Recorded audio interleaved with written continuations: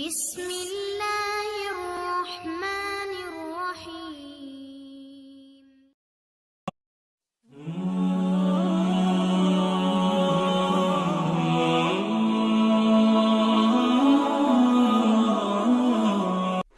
یہ ایک حقیقت ہے کہ جو بھی شخص اس دنیا میں آیا ہے اس نے ایک نہ ایک دن اللہ کی طرف واپس ضرور لوٹنا ہے۔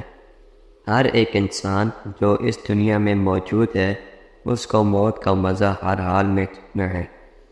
ہر شخص نے تنگ اور اندھیری قبر میں ضرور جانا ہے، چاہے وہ دنیا کا امیر ترین انسان ہو یا کوئی دنیا کا غریب ترین انسان ہو۔ حضرت محمد صلی اللہ علیہ وسلم فرماتے ہیں کہ جب کسی انسان کے موت کا وقت آتا ہے تو اس وقت اس کے پاس 5 فرشتے آتے ہیں۔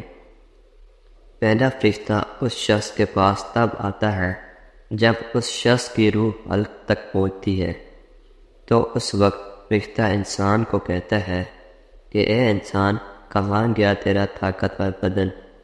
آج تو دنیا کا سب سے کمزور ترین انسان ہے۔ کہاں گئے تیرے گھر والوں اور رشتہ دار؟ اور اس وقت اس کی روح حلق سے آگے نکل جاتی ہے، یعنی روح اس کے جسم سے نکال لی جاتی ہے اور اس کو کفن پہنا دیا جاتا ہے۔ تب اس وقت دوسرا فرشتہ اس کے پاس آتا ہے اور اس کو کہتا ہے کہ اے انسان، تو نے تندرستی کے خوف سے جو دولت جمع کر کے رکھی ہوئی تھی وہ کہاں گئی؟ تو نے تباہی اور بربادی سے بچنے کے لیے جو گھر بنائے تھے وہ کہاں گئے؟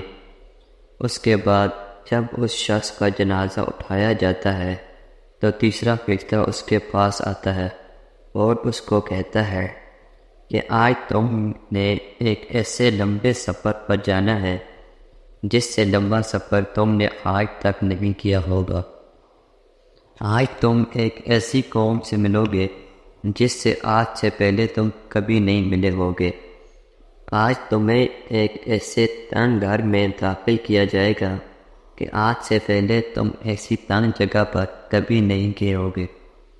پھر جب اس شخص کو قبر میں اتارا جاتا ہے تو چوتھا فرشتہ اس کے پاس آتا ہے اور کہتا ہے اے انسان، کل تک تو اس زمین کی پیٹھ پر گناہ کرتا تھا اور آج تو اس کے اندر چلا گیا ہے اور اب تو کچھ بھی نہیں کر سکتا۔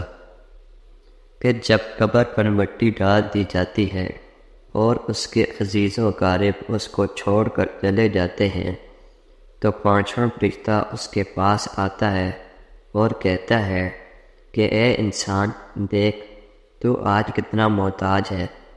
تیرے دوست اور عزیز و اقارب تجھے اکیلا چھوڑ کر چلے گئے ہیں، اور اگر وہ تیرے پاس پھر بھی جاتے تو تجھے کوئی فائدہ نہ ہوتا۔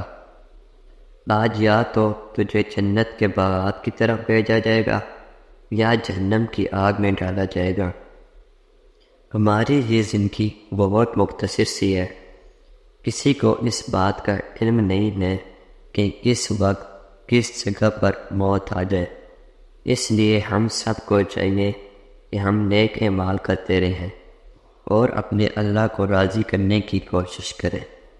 ہم اس دنیا میں ایسے کام کریں کہ اللہ تعالی ہمیں جنت میں داخل فرمائیں، اور ایسے کام ہرگز نہ کریں کہ ہمارا ٹھکانہ جہنم میں ہو جائے۔